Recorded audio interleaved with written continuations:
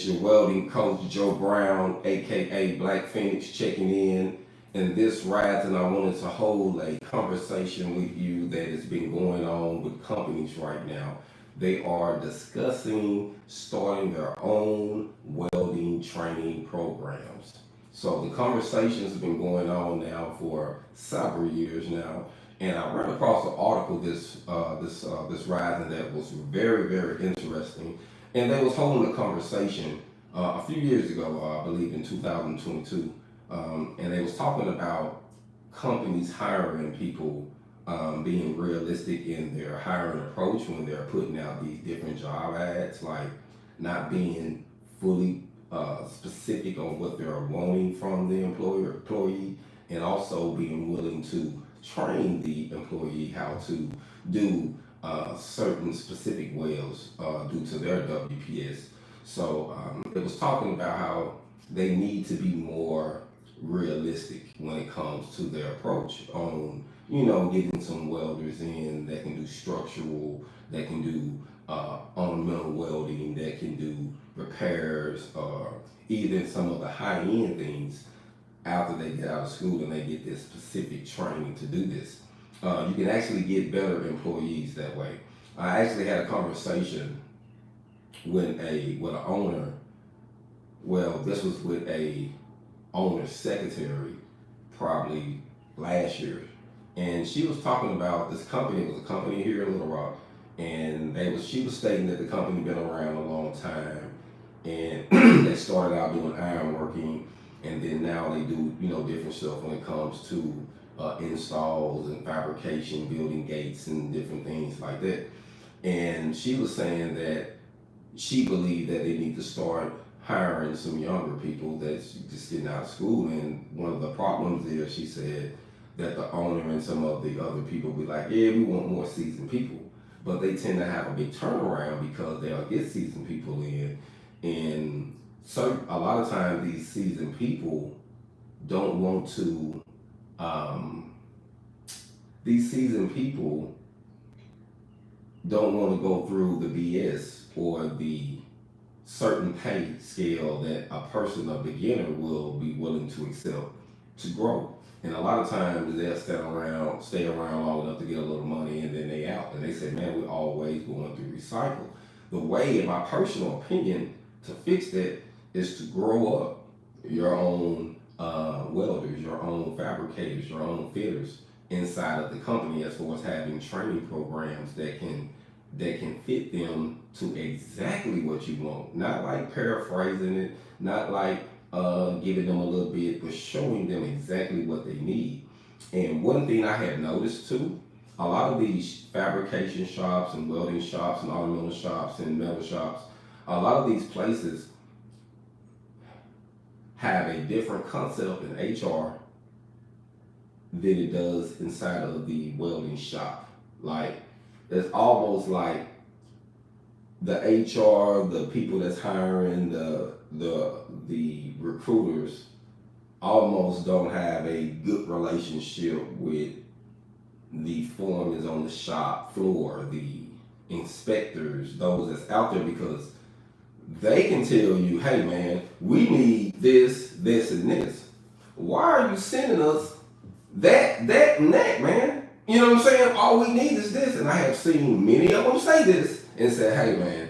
So I'm thinking now that they're starting to close that gap up in this conversation, where the people in the personnel, in the office, is holding more conversation with people on the floor, so that way they can put people in these positions and not have these big turnarounds, because you need to know what specific is needed in the shop. Like, for instance, let me just give you a shop here in Little Rock. So I'm not going to throw their name. It's just a shop here in Little Rock that's been established for a while.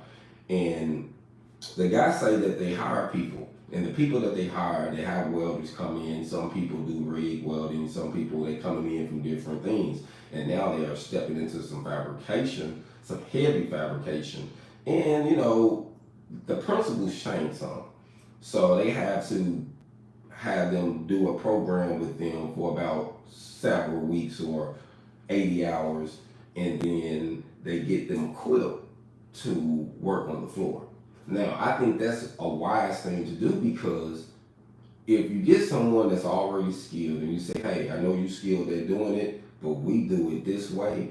And if you will give us this amount of time, we still gonna pay you while you learn, and we'll give you this amount of money. And once you finish your 80 hours and you take our test and you pass, then we'll give you what you're asking for. I think that's a great approach to it because then you're getting the person can get the opportunity to know what the company wants. I think it's all about tailoring people to what you need as an employer. You know what I mean? Like being specific and saying, hey, we need this and this, and being flexible. A lot of times we don't want to be flexible. We want to, like I said, we want to have these seasoned vets with 6 years and 5 years of experience, but then again, they don't want to pay these people. And if you're a journeyman after being in the field for 4 to 5 years, you're most definitely going to expect a certain amount of pay. And it's going to be hard to start from that pay. You know, and say, let me see what you're working with, or so to speak. You know, a lot of them say that. So I'm thinking that now this conversation is being more talked about on how they can train people in-house. I've had a few conversations with a few different companies on how to build their program from the inside and allow this program to structure their employees that they're hiring. And the crazy thing is, they even know that 80 hours, 2 weeks ain't gonna do it if you want a person to be a certain way in something.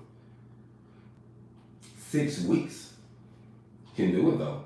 8 weeks can do it. Depends on what you're doing. But six and 8 weeks, oh man. You know, you can get an 8-week program in-house can really, really help a person get it. Now you letting this person work, but you letting them do certain things to their level. Once you see, okay, they're ready in 2 weeks to do this, then you get them ready to do that. And once you see they have mastered this, you take them to the next level. Now you can do this from people that already got a little experience or people that got zero experience when it comes to, especially when it comes to fabrication. Now we're talking about, I got 2 posters in the background. One of them is MIG welding, short circuit, and the other one is flux core dual shield. Those are 2 big processes, family, that every state in America uses right now. Every state do fabrication, and every state do heavy steel, got some heavy steel or some steel, or got some lightweight steel going on. Now, those prices as far as what you're going to be doing is going to vary, but that's a process that's easier to learn. Like, wire welding isn't real hard to learn. And if you're a person who's already got the skills in stick welding, like you're a good stick welder, man, you're going to be bad when it comes to doing the wire welding. But you have to still learn a couple principles to get you to really understand the concept real good. So I would say that this conversation that they're now having to train people up, I think is a very wise thing. Now, I'm in Arkansas right now, I'm in Little Rock, and one thing about the southern states, one people think that most people know about the Bible Belt states, is that, you know, it's the Bible Belt, so it's a religious area. You know, there's a lot of churches and things like that. And you would think that with it being a lot of churches and things like that in the Bible Belt, that it would be a lot of forgiveness, right? Forgiveness, second chances. A lot of times they'll say, we forgive you, we'll give you second chances, but really they don't really give you that. You know what I'm saying? Like, I think that it's more like a slogan than a lifestyle. Write it down.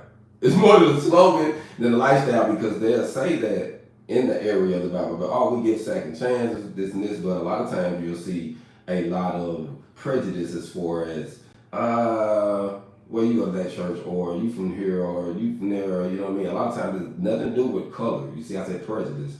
A lot of times it's just do with what area you in, or where you from, or, you know, it's different. Instead of it being like a, hey, I want to help you. But one thing I have noticed though, when I'm going to the Georgia, Carolina areas, the Florida areas, I see more of the,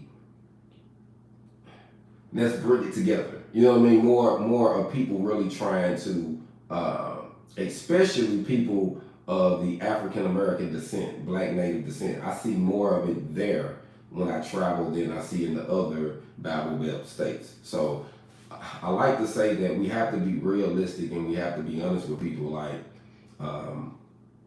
a lot of inmates getting out of prison, a lot of people getting out of high school. Getting out of high school getting out of school from finishing welding. They say, man, I'm having problems on getting these jobs. Like, what do I need to do? And I can only be honest with you because when I train or help someone, I can only give you information as if I was a parent, as if I was, trying to help you eat. And my mom used to always tell me, a man, and this is meaning man or woman, when she said this, because she stated like that, man or woman, got to do whatever it takes to feed your family, but you don't have to jeopardize your freedom. You don't have to put yourself in a bind, but you just have to be willing to, if you have to get uncomfortable or do a certain job, you have to do what you have to do. So I think that if we would give these people an opportunity, it'll make it easier on them than having to make certain chances, take certain risks. So I always tell them this, what I did, fam, and I'm gonna just be honest with you. I did 10 years in prison. I got the trade of welding in prison. My mom introduced it to me in prison on visitation at 17. It wasn't until I was 23 until I was able to actually take the welding program for 40 hours before I was able to put my hands on it. So I was 24 when I graduated, and this is just on paper, 24 years old, 23 years old when I graduated, sorry. And I turned 24 3 or 4 weeks later. So now, as of now, I got over 20 years of experience. As of March, I think I graduated March the 3rd of 2024. So I came out of prison in 06. So my experience, other than me being in prison, was in prison. Maintenance, working from the female prison, welding over there at the McPherson unit, from welding at the Grimes unit, from welding at the Pine Bluff unit, from welding at the Verna unit. You know what I'm saying? So I had welding experience in prison. So when I got out, I didn't have none, but I was good. So when I got out, family, my first job, I was making $8 an hour. Now my mom had discussed to me about all this big money that we're gonna get from welding, and I was only making $8 an hour. So my pay went up as I got the experience. But if it wasn't for a chaplain that I met a chaplain while I was in there, and my first opportunity, he literally said, there's a deacon on the board with me that got a business in welding, that's involved in the business that he does. Good friend of mine. I'm gonna tell him about you. You just about to get out. And I've been knowing this gentleman for a while. So he has been knowing my character, been around me for 3, 4, 5 years at a time. So he's been knowing me, this chaplain. So he spoke highly of me and got me the job. Now I started off at 8. It wasn't 2, 3 weeks later I started making 10 because they started seeing my work ethics. But from then I started having issues once I left that town and started getting jobs. And I'm gonna tell you something. This is some advice I give to people that's coming out of prison. If you got the skills and you coming out of prison or you coming out of school and you in an area that said you got to have 2, 3 years of experience, but you can do the job. Now this is for those who know they can do it. They know finesse and welding. You at least got to know how to do it. Then you can finesse, you can put tricks to the trade, you can put your style to it, but you got to know the basics, how to do it, how to perform the weld, clean it, all that, what they're looking for. If you can do that, then family, I'm gonna have to tell you something, fam. Then I guess you got 3, 4 years of experience. Y'all heard what I just said? If they asking you for it and you know you can get the job and you fresh out, you know you can do it, then that's what you got, fam. I did it myself. I had to do it, fam, or I wouldn't have had a job. My mom said a man got to take care of himself, so I had to tell them on the application. So you could call it a lie. Man, you got 3 years experience doing this yep, I sure do. I did the job, right? Once I did it, fam, I'm gonna tell you one thing, and this is just my honest opinion. I never got fired. I never got fired from telling them I had that experience. And I had to do that a few times getting out of prison. I had to do that a few times. You know what happened though? I quit. I left because I didn't like the way they was treating me, or I ended up getting more money going somewhere else. And then as I got to going then, now I'm building a rapport of experience. I was featured in a magazine, and the article was Freedom in Welding. It was the urban magazine that was established here in Little Rock, North Little Rock, Arkansas. Great magazine, y'all should check it out. I'll make sure I put the link in the bio of this when I get done inside of the message bar. So I'm gonna make sure I put that link. But she did a story on me, and in this article, I started off by telling her a guy in prison asked me how much time I had to do, and I told him I had to do 10 years. And he told me, well, son, that's exactly how much time you're going to have to do once you're free to break this curse and this cycle from what you having to do here. So I had to do 10 years in prison, family, 10 years, and then I got out and I had to stay free. I had to work the trade for 10 years. And that's when I broke free in 2016. I got out in 06. I broke free in 2016. The end, I started my business. Everything is documented. I got my first video on YouTube on my Hog On Welding channel. When I started that channel, I think my first video was in December 16. You know, you can go and check it out. And I was in a hotel and I was talking about my goals. And I used that channel to try to figure out my direction, but I brought this up to say that you got to start from somewhere. And if you don't document your journey, fam, salute, thanks for checking in, fam. Make sure I lock these messages in before I keep going. Thanks for checking in. I appreciate the love and support and the shares.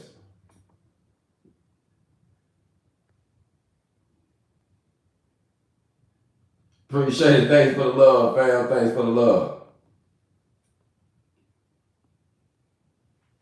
Hey, anybody can do it, fam. All you gotta do is put your hands on it. Anybody can do it.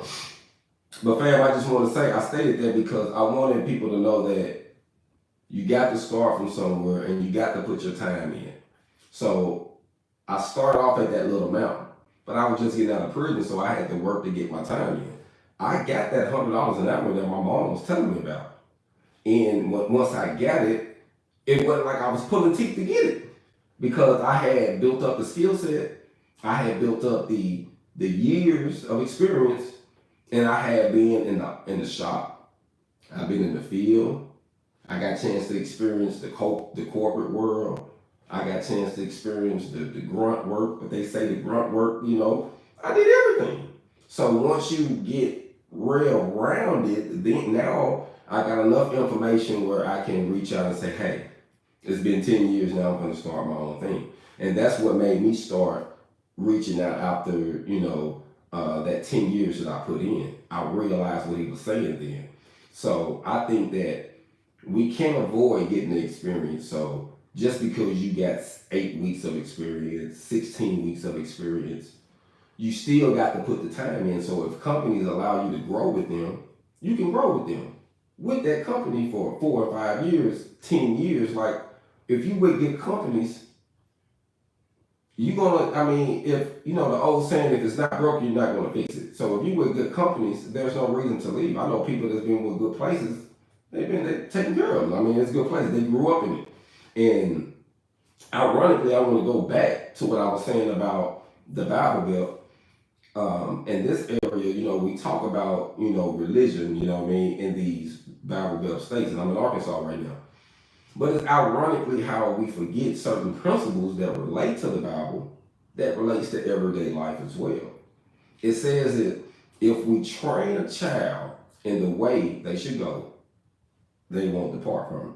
They will return. So if you give them the right information, even though they might go astray, so to speak, they'll come back because you installed something in them.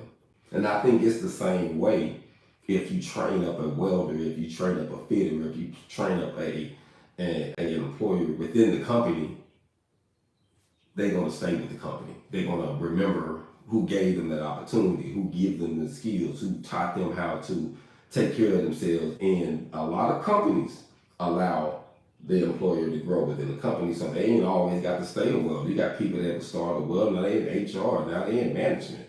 You see what I'm saying? Now they in recruitment and all other things.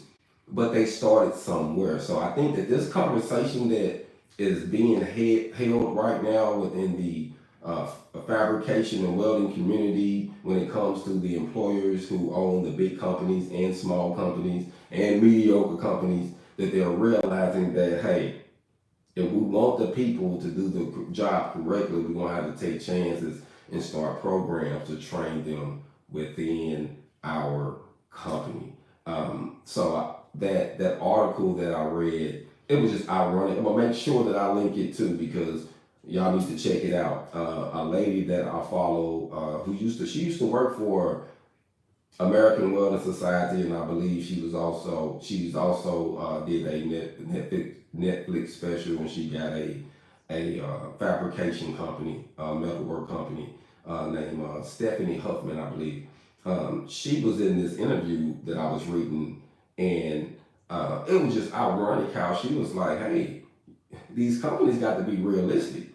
It doesn't take 6 years to do something you can train someone for when it comes to structural welding. You know what I mean? Structural welding isn't hard, because like I say, a lot of times they're going to be doing what? Wire. You know what I'm saying? So flux core to post, you know, because you can still do, like, it's a company in Southeast Arkansas named Safe Holland. They do post MIG, and everything is no thicker, no bigger than 3/16, and they get good penetration. They got good weld. They got assembly line, and they push them through, and they pay pretty good. I think they starting their welders out at about $20 an hour. And these MIG welders, you have to take a 1-inch coupon, downhill, overhead, and flat. So even this company, ironically, have a 2-week program inside of their company. So even when you get hired, you don't get the full 20, you get 17 something. And then you work the 2 weeks inside of the welding booth, we'll get yourself together, and then they put you on the floor. And once you get on the floor, fam, they still don't put you directly in it. They allow you to work in the position that you're going to be in. They allow you to supervise, or you to supervise the person that's doing it in that position for a week. They just want you to watch them, everything that they do. And then after a day or so, they'll probably let you do something. Hey, you want to do a little bit on this one? They'll let you do, okay, that was good on that one. You know what I'm saying? So I thought that was wise thing to do, because it was realistic. They got the person, they gave them 2 weeks to learn them. They put them on the floor, gave them another week to watch the person doing what they will be doing. And then they let them go, fam. And it was just cool. Now, a lot of times, the thing that I seen in that company, to be honest with you, is that while you're in the 2 weeks practicing, they wasn't practicing on what they're going to actually be doing on the floor. That's the only negative to that. They was doing thicker material just to do the test. So they doing 1-inch material so they can pass the test, but they wasn't doing the 3/16 and the 1/4-inch material that they're going to be doing all the time. So when the person actually got down there, they burning through this stuff, but they thinking they're going to be doing thick stuff, and they ain't going fast enough, and they, so I think it'll work out more for them if they were actually train the person specifically what they're going to be doing before they throw them out there to the floor. So this is to anyone. If you start a company, big, little, small, I think that's just wise. I seen this happen. And I'm going to tell you what their complaint was. They was having to fire people, foremen and other people, line, crew leaders and stuff like that was complaining, man, how this guy pass the test and get over here and he can't even do this? Because they really didn't teach them that. They had them doing something on a heavy thing. They come in on this light stuff. You and I know who's seasoned welders. You got to get up and go on certain, especially post. You can't just sit there. It's going to burn through, fam. So, and you have to know how to push the welds. You ain't dragging nothing. Nothing with this post MIG. Everything is pushed. because you're going to get good penetration, but you ain't trying to burn through. And you're not trying to have an extensive amount of weld, that you want a nice profile on your bead. So, fam, a lot of stuff you learn just by watching some mistakes. Salute, thanks for checking in. Got that welding hood, fam. Ask me what kind. Actually, this is my Lincoln Viking 3350. I actually got inside of this video, I put the products. So normally when you see me have products in my videos, this is stuff that I spend my money on. So this stuff that I buy, that I recommend, that I have used, that I know that works. So for those who can afford it, this is good stuff. And I also like to link the affordable stuff that we sell for students that want to get the $40, $50 hoods, $30 hoods, whatever, to get them started. You don't have to break the bank to get started. So I just want to say that. But today, fam, I just wanted to hold that conversation because I think that that's a needed conversation. I'm going to make sure I put the link in. Also, I'm going to make sure that I find that video, the link to the magazine I was featured in, so y'all can check it out, give it some shares, some likes. I appreciate everybody that's been checking in, showing love, commenting. Hit that like button, fam. Keep me going. Our goal is to bring more awareness to welding, to the welding community, to keep it alive, to motivate more people to get into it, especially out of high school, out of prison, or that's going through unemployment, that's been thinking about changing their career. It's never too late as long as you're physically capable, able to do it, fam. And there's many different aspects that you can dive into that's not real physical. So, hey, fam, that's a big opportunity in welding. I don't think it's going anywhere. They saying right now around 2026, they still need over 300,000, fam. So the numbers ain't going nowhere, fam. So let's dive into this trade. Let's make this more of a conversation in the household. Especially in the Black Native American household, we don't talk about welding, fam. We talk about a lot of stuff, but we don't talk about welding. So I want to make welding a cool conversation. You know what I mean? I want to make it something that the youngsters want to dive into, and something they can use to finance other different careers, for those who are entrepreneurs, for those who are artists, for those who are hustlers who want to invest in other ventures. Welding can help you achieve that. So, hey man, welding is a great thing. Salute, thanks for checking in. We are talking about the conversation that companies are having right now with training programs, with establishing their own individual training programs within their companies, because they're starting to see that, hey, this is a need, fam. This is a need. We got to address the need of the area, and it's a need not only with them getting employees in, but keeping them, because they're also seeing that they're spending a lot of money hiring people that's only staying a short amount of time, and then they got to hire someone else. So they're spending a lot of money on these packages to get people in that's not staying.